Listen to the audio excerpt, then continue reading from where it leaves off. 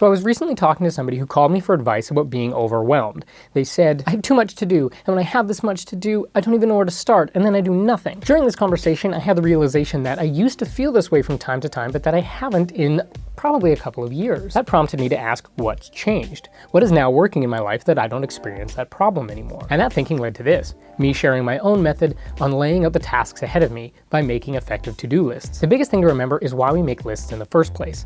And that is, of course, to get the task out of your head and the associated worries that come with that task, and free up that valuable RAM to do bigger and better things. So the following is a combination of stolen, borrowed, and original techniques that I've smashed together and called my tips for effective list making. Rule number 1 is to use paper. Digital tools, in my opinion, are for planning over longer stretches of time or for planning larger projects. And I find that digital lists have one major disadvantage that make them really bad for day-to-day planning. They're never ending. They give you no idea of how far along you are, whereas a paper list can also be a progress bar for your day. I allow myself no more than one lined piece of paper to lay out my daily to-do list. This forces me to prioritize. Unimportant stuff is not going to find its way onto the list because, frankly, I don't have the real estate. In addition, paper allows the crossing off of items in a much more satisfying way than the digital list can. Which leads us to our next item. Rule number 2, do some cherry picking. It probably sounds like really crummy advice, but for me, it is magic. I put something on my list that I do want to do and that is important, but maybe is kind of quick to do or is really easy. And then I do that item first. Because the sooner you can cross something off, the better. You get a rush of dopamine every time you accomplish something.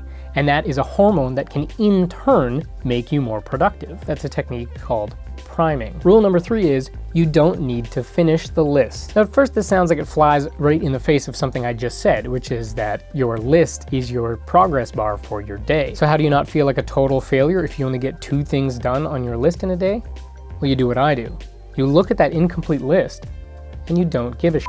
Ultimately, you can only get done in a day what you can get done in a day. Rule number 4, efficiently and effectively making your next list. Whenever I need to, I start a new list. I move over the items that are important and I leave the ones that aren't. This probably seems obvious, but this is a really good time to decide what items have fallen into the realm of unimportant and then simply don't do them. Now we have a nice shiny new list with only important items on them. Maybe you toss in an easy one from rule number 2, and then we go on to maybe the most important rule of all. Rule number 5, draw little boxes with shadows. What? So I've never really shared this one, so it might not work outside my brain, but I find it to be crazy effective. As I'm making the list, I draw a little box next to each major item, a little empty checkbox.